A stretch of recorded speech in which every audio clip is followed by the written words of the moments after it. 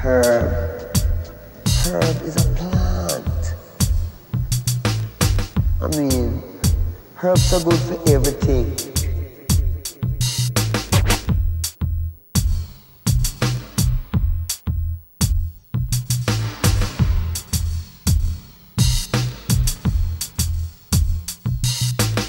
Herb.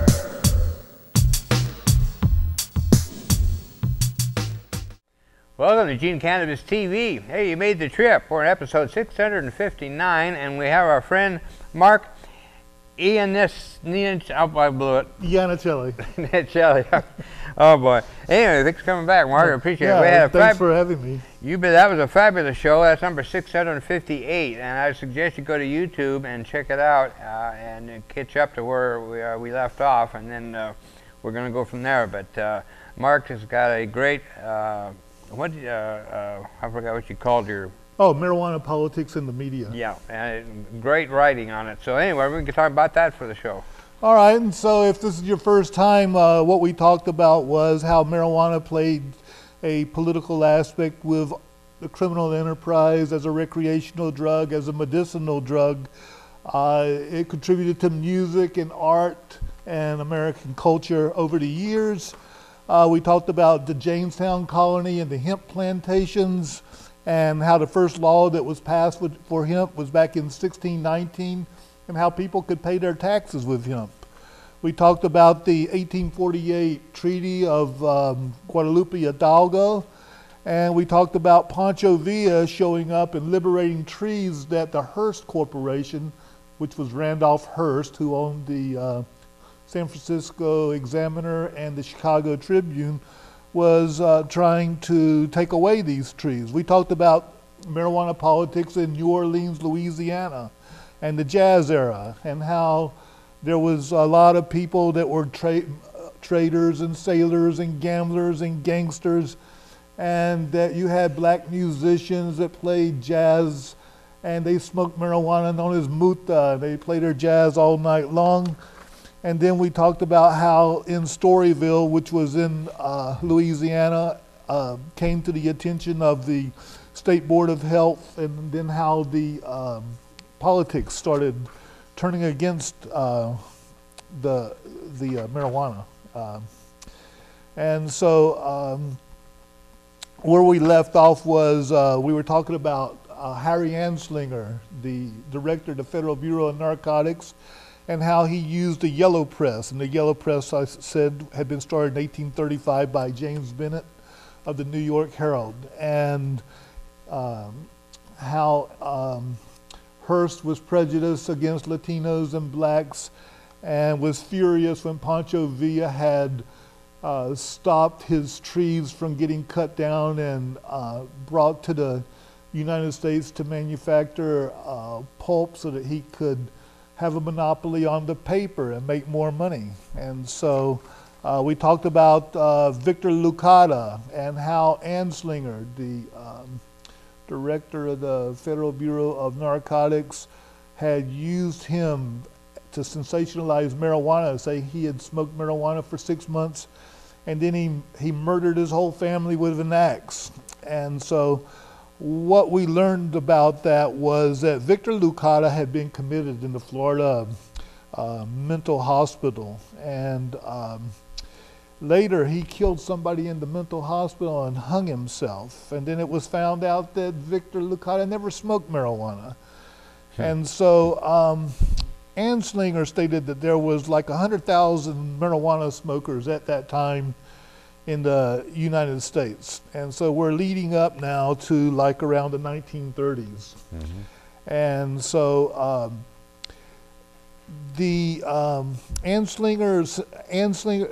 Harry Anslinger had sensationalized it. And what he said was that marijuana made white women want to go to bed with black jazz musicians, Latinos, or anybody, and that it also gave criminals the courage to commit crimes.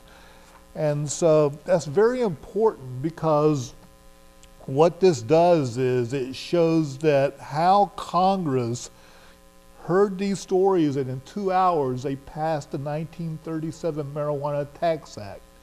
So you have to keep in mind, all these lies that Anslinger had told Congress and this law that was passed has not changed. Marijuana has remained a Schedule I drug under federal law, and the Department of Corrections on the federal and all the state levels have made millions and millions of dollars incarcerating people for marijuana crimes.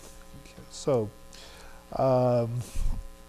Anslinger used misinformation, and the tabloids were making money off of it, also called yellow press. They would make money off of the marijuana stories. And so after the 1937 Tax Act had passed, and it only took Congress 2 hours, after listening to Anslinger lie, 2 hours to pass that act that has resulted in people to this day going to prison. And they never did nothing to go back and repeal it, even though they know that Anslinger lied. Yeah. Yeah, and so that's an example of American politics for you. Okay, so there was a movie that came out. It was called High School Confidential, and later, you know, it was also known as Reefer Madness, and that scared a lot of people. In 1951, Congress passed the Boggs Act. And so what that did was it toughened drug laws and sentencing from 5 to 15 years for possession of marijuana. And I'm talking about a joint, not kilos of marijuana. And so the problem with the United States and the media was a lot of this stuff was all fabricated. Right. Now, 1942 rolled around. And in 1942, all of a sudden the attitude towards marijuana changed a little bit with the government. And the reason for this is because the Philippines, they had rubber plantation and hemp plantations that we relied on.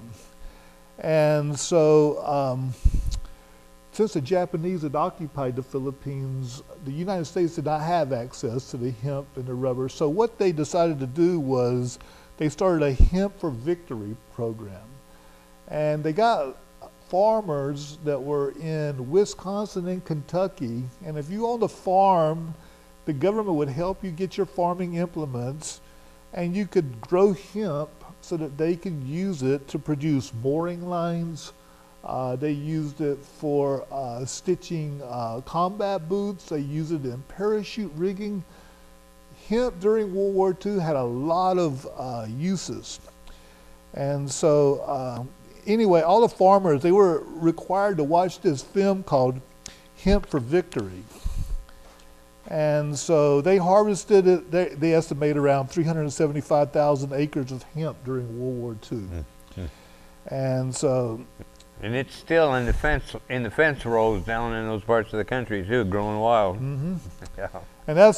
And so the Department of Agriculture actually provided these farmers with 40,000 pounds of hemp seeds, because they wanted to make sure that it was growing, right?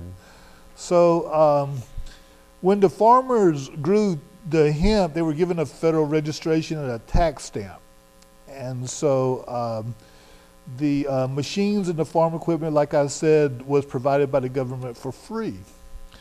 And so they made the cordage, the twine for upholstery, the rope for towing, rigging for ships, and they, you know, the battleships at that time required hemp. You know? So now we're in the 1940s. What had happened was, after 1944, the Hemp for Victory tape just disappeared. And the Library of Congress didn't have a copy. Everybody denied that it exists. And so it was finally obtained. There was a guy named William Condi, and he found it in an Ethiopian Zion Coptic church of Jamaica. And then he made copies and he gave it to the Library of Congress. And now you can watch Hemp for Victory on YouTube. And it's free, and it should be free because your taxes paid for it. Well, people's taxes back in 1940s paid for it. Okay, so there's no more secrecy. All right, so now I'm going to get into the marijuana politics around 1945. And takes place in New York City. And it takes place under LaGuardia, New York City's mayor. And they decided that they would do an objective study on marijuana. And so what they did was they had a clinical study. And they divided it into two parts: medical, including psychiatric and psychological. And the financial support of the foundation was the Freedom Foundation, the New York Foundation, the Commonwealth Fund. They all donated about $7,500 to it. Well, when it was all said and done, they realized they couldn't find anything dangerous about marijuana. You know, they were wondering, you know, what's up? You know, we're not finding people going crazy, wanting to kill their people with an axe like Anslinger said Victor Lucada did, or finding women wanting to have sex with blacks and Latinos or anybody like Anslinger said. You know, so they realized that that the marijuana drug wasn't as bad as it was being made out to be. Okay. So what had happened was it went to the beatniks. You know, in the 1950s, you had the beatniks, which is a predecessor to the hippies, all right? Then in the 1960s, you had the hippies and the Vietnam veterans, and that's when marijuana went mainstream. No longer was it confined to the black musicians playing, you know, at a port city like New Orleans, or the Latino campesinos that would, and the women would use it for medicine, and the men would smoke it. Now it's gone mainstream. It's gone middle class, even upper class now. And so, and you know, with the rock and roll music and the marijuana, it was like peanut butter and jelly. They just both went together really nice. And so the Kennedy administration and later President Johnson administration had an investigation to study the use of marijuana. And what it learned was marijuana doesn't cause much violence or lead to stronger drugs. And so it was like around 1962, Harry Anslinger retired, thank God. And in 1968, the Federal Bureau of Narcotics merged with the Food and Drug Administration, and what you had then was the Bureau of Narcotics and Dangerous Drugs. Okay, so when the Bureau of Narcotics and Dangerous Drugs was established, it enforced drug laws interstate, you know, and so like if you go on the East Coast, you know, Jersey and New York and all them are very small states, very close together. So that's where your task force started coming in. They started cooperating interstate. And so you had metropolitan narcotics officers working with other metropolitan narcotics officers in other states, okay? And what this did was, this led up to the Drug Enforcement Agency under Richard Nixon in July of 1973, which still exists today, the DEA. And so the DEA had about 1,470 agents with an annual budget of about $75 million, and has grown. There's supposed to be more than 5,000 DEA agents today, and there's supposed to be more than $2 billion. You know, so you know the people, you know, the narcs that are in upper management are getting fat. We're going to have to pick this up on the second half of the show, so stay tuned, and we'll be right back. Hope you will be.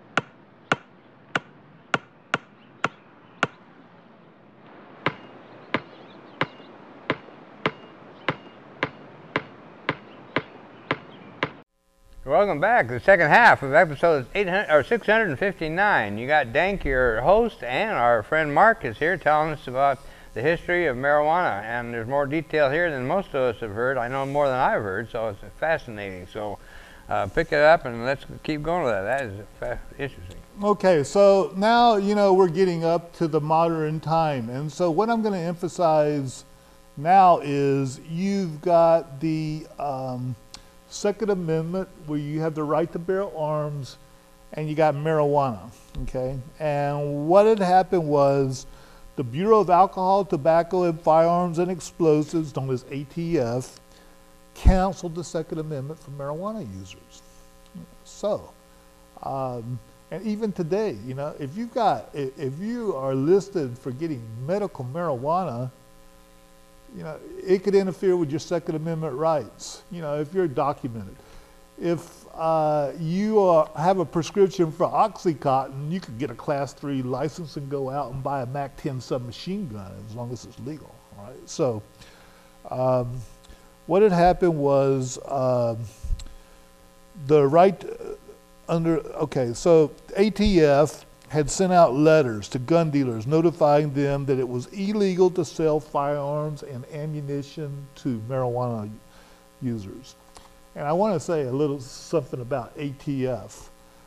Just because ATF is under the U.S. Treasury does not make them very prestigious. They're actually very despicable. And I'm not going to talk about Waco, but if you want to Google it, you go to the Good Old Boy Roundup and you can learn how they were prejudiced against blacks, and I think it was for 16 years in Tennessee.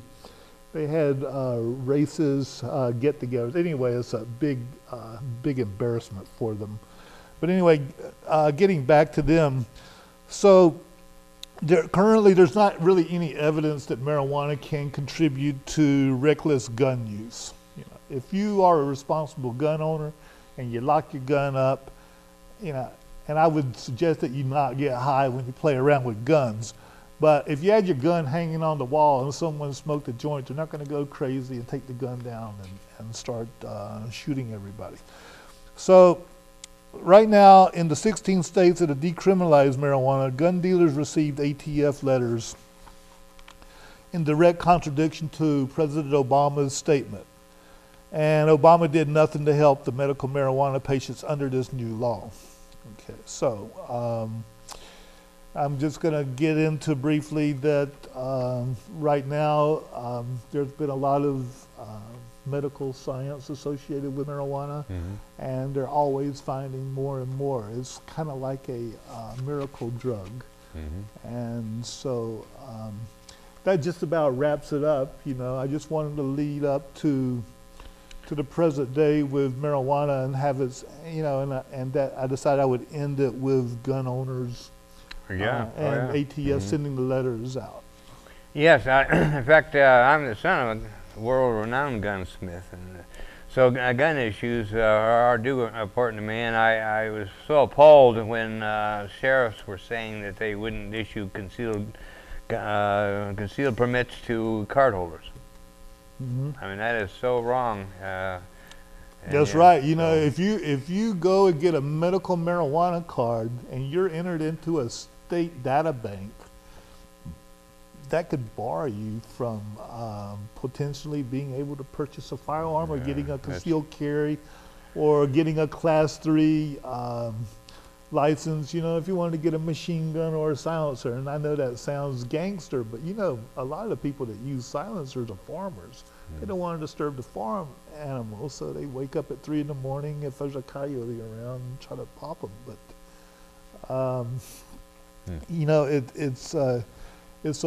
what ATF has done now is they have used marijuana to subvert American Second Amendment rights. And also, and bring that back around to jury nullification.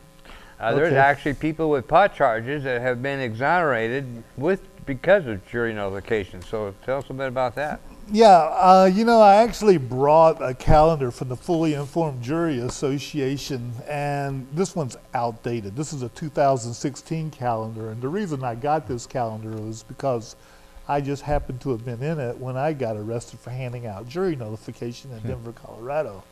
But there's a guy named in 2013 named Tim O'Shea that was prosecuted in San Diego for 1 count of possession of marijuana for sale and 1 count for cultivation.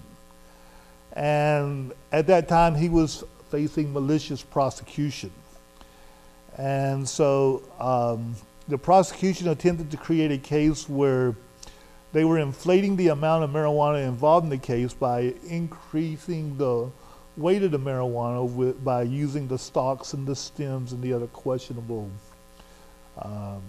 stuff that when they weighed it. And so when the jury was hung, 9 not guilty, 3 guilty votes, which led to a mistrial. And a judge granted a motion to dismiss with prejudice, meaning that the charges could not be refiled.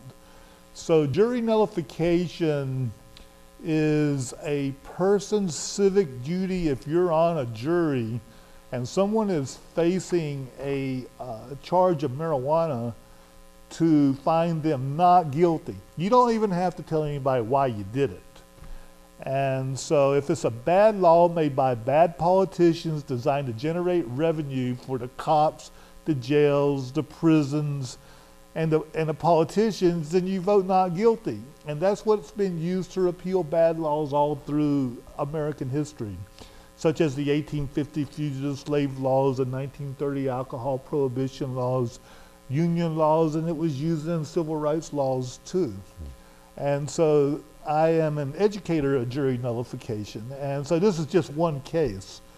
But the other calendars that I saw after this 2016 calendar, I noticed there was more cases involving marijuana. And so jury nullification in American history right now is playing an important part of finding people not guilty by using jury nullification. What I learned about jury nullification and talking to jurors after trials were that they felt they had to convict by the way that the jury packet is worded. Okay, so the jury packet, the way it's worded, the judge will tell you to follow his instructions and that you got to follow the jury packet's instructions, but it's all bull. You don't have to do it. You can just say not guilty, and you don't even have to tell anybody why. And you just stick to your guns, and what that will do is that will hang a jury, and that may cut somebody loose from that should not have ever been arrested, much less gone to jail in the first place, especially for having marijuana. Right. So when you get that jury duty notification, don't be take it and be happy, and maybe you can help somebody and help the kill some unjust laws, because there's a lot of them out there. Right. And you know, I'm really concerned with Oregon's jury duty because they're a little bit different. Because I understand that they passed a law saying that you had to have 87% could do a guilty conviction because they didn't want an immigrant to say not guilty, you know, and create a hung jury. So the people in Oregon have to come together, and when they get on the jury, you can't rely on just one person to do it. You need at least 2 people to say not guilty so you can cut someone loose. Oh yeah, definitely. And also Mark is from Denver, so you've seen the legalization in Denver, and what were your comments on that? Yeah, Denver was, I actually thought Denver would be a very liberal city because of the marijuana laws. And, you know, they got dispensaries everywhere, more dispensaries than you got Starbucks. You know. However, I learned that Denver has a malicious prosecution and that there's like 33 prisons in Colorado, so you could easily get convicted even if you're innocent in Denver, Colorado. But the marijuana industry over there has really taken off.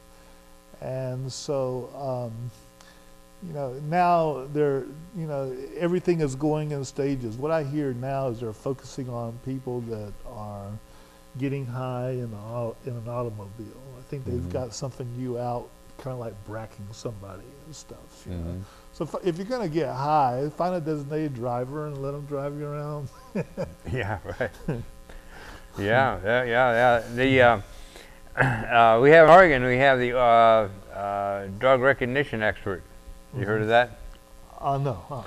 Yeah, it's a drug recognition, DRE, a drug recognition expert. An officer goes to school for 40 hours. At the end of the class, he's certified as a drug recognition expert. And so, for instance, the city of Springfield has one. That's our local drug recognition expert. And so if somebody, other entity pulls somebody over and suspects that the person is intoxicated, they can call this DRE guy, and he'll come over. It's happened to a friend of mine. A friend of mine was clear up above Oak Ridge, and got off work. He worked for the Forest Service. Got off of a long shift, was on his way home, got pulled over. The cop said that his eyes were bloodshot and he looked impaired, so he called the DRE officer out of Springfield to come all the way up there. And anyway, he had all kinds of legal problems over that. And we had an attorney in here years ago, Brian Michaels, that came in and told us that you can say no to a DRE. It's just like you say no to a search. You have the right to say no, and rights are like a muscle. If you don't use them, you're going to lose them. And so never submit to a search, never submit to a DRE, not willingly. It's just like a DRE. They can still move forward. Even though you say no, they can move forward, but at least then your lawyer will have something to work with. As Brian told us, if you consent to a search, you consent to a DRE, there's nothing I can do for you. Right, and I want to emphasize, a lot of people think, oh, if I listen to this cop, maybe I won't go to jail. Well, the truth is, you're going to go to jail, but you don't want to go to prison. And I would treat it just like alcohol. You don't take the field sobriety test. You don't take any breathalyzer test. You don't talk to them. And they're going to arrest you and take you to jail. And you're going to bail out. And then you've got to get your car out of impound. And you've got to pay a lawyer. And it's going to be like $10,000 when it's all over with. But what that does is, if you have a not guilty plea and they don't have that evidence, your insurance rates don't go sky high. Yeah. Oh, yeah. Because if you do plead guilty and talk to the cop, then the chances are your insurance rates are going to go sky high, and over a period of time it's going to exceed the $10,000 that you would have spent by keeping your mouth shut and having your car towed and paying for a lawyer and paying your bondsman to get out of jail. Real quick note, Eugene Pot Club, annual harvest party, the 28th at 420, 3825 River Road. Thanks for coming in, Mark. Appreciate it. Thank you very much.